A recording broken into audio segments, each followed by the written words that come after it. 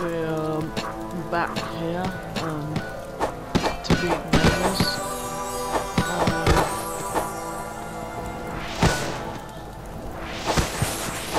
Our comrades seem to be putting up a good fight,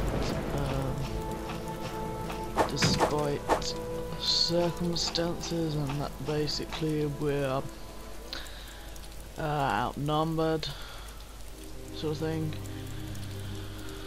Let's just stop up on some health here and level up a bit. Some points on here. Yeah, I don't usually comment on my videos, at least not very much, but I've decided to create this LP with I decided to comment on this LP and just talk through this LP because there's a lot of hints I can give you when you're playing this, if you play it for yourself. But most of the real reason that I'll be commenting through it is because if I don't, then it will just be very, very boring for me when I'm playing it. I mean, I'm not saying the game's boring, but I mean to actually watch the game without commentary, like doing the same sort of things over and over again, it's pretty bleak. And we'll see a lot of the same things over and over again in this game. Like the same enemies. Yeah, you have to watch out for those archers, because if they're... yeah, archers are one of those things that if they're behind soldiers, you can still get attacked by them. And also, there's the sword, you can pick up weapons and use them for certain characters, and they'll only be able to be used for certain characters. You won't be able to, it goes in your inventory like that, you won't be able to use them for just any character, and they'll state which character that they're meant for, and because the weapons will have different levels, so that weapon will be a level 2 weapon, whereas before we had level 1 weapon. So we've just exchanged it and got ourselves a new weapon. This is obviously compatible with Joan. Yeah, so what I was saying about the archers was the fact that they're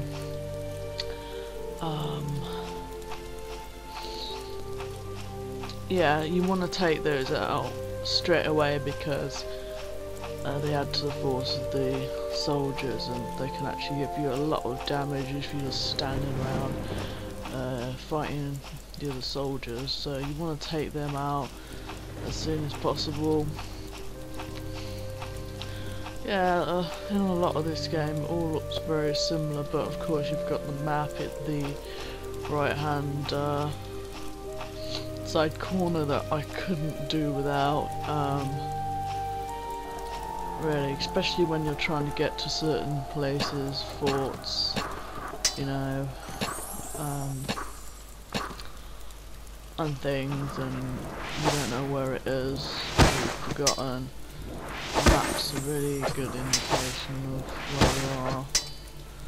But you can, if you control, later on when you control different characters in the game, will actually, if you've got them in different areas of the map, when you control them it'll actually change, and then when you come together again, it'll actually be on the same map again.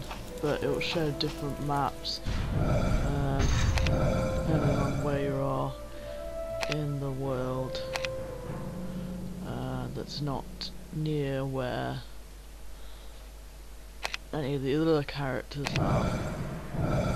And yeah, one other thing I haven't explained about this game is where the characters are. The characters are all denoted by a letter and a green box around the letter, so you can see on the map there that there's a letter that says M and a green box around that. That means it is Joan de Metz who's following us. So that's his one, so you can work out where certain comrades are from following that, or whether they're following you or moving. You can actually set them to stop as well, and I'll be showing you how to do that later on. So our men are still alive. I seem to be doing better this time around. Because like I said, I got them killed before. And it does get a bit... when it gets further into the game, I'm gonna either edit or speed up some of the,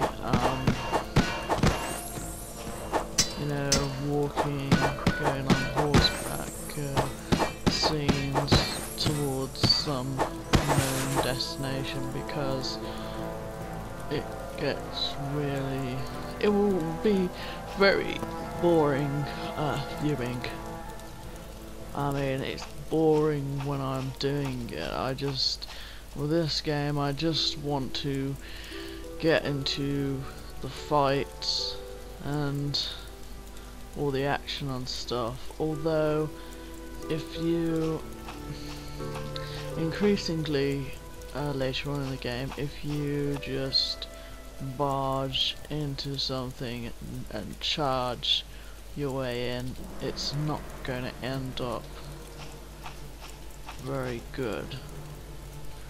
It's going to actually hinder you, and you might end up dying and losing the mission. I had to find out this the hard way. I thought it was just because there were soldiers around and stuff that I could just... I'm one of those people, I just like charge without any strategy, but in other things I make a lot of plans. I'm pretty organised at present, but in these sorts of games I can like destroy things and stuff, you know, like beat up all the men and whatever. So I just wanted to charge in there, so I did, and ended up failing the mission because of it, because this is, not only is it sort of like an action game with real-time combat, it is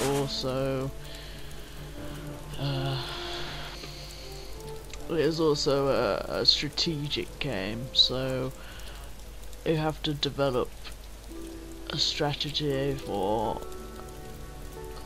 most of the missions, I'd say, because otherwise you'll end up dead, and other strategies that you need to apply get more and more complex the more you play the game and the further you get. I'd actually say that mission 7, a lot of people have a problem getting past mission 5 or 6, and I can understand that, especially mission 6, which is quite lengthy, but I personally think that only mission a short way 7 to go. I believe that is Orleans in the distance, and not a moment too soon. I just listen to him talk there. I think that mission 7 is the worst mission in this game. It is absolutely horrendous. Just going through it, I had to go through it so many times. Creating the strategy was very difficult. Okay, so we're at the gates. we've managed to actually escort our blokes without dying, so that's a good thing, I suppose. Yeah, so all that we need to do now is enter the gates and get on to mission 2.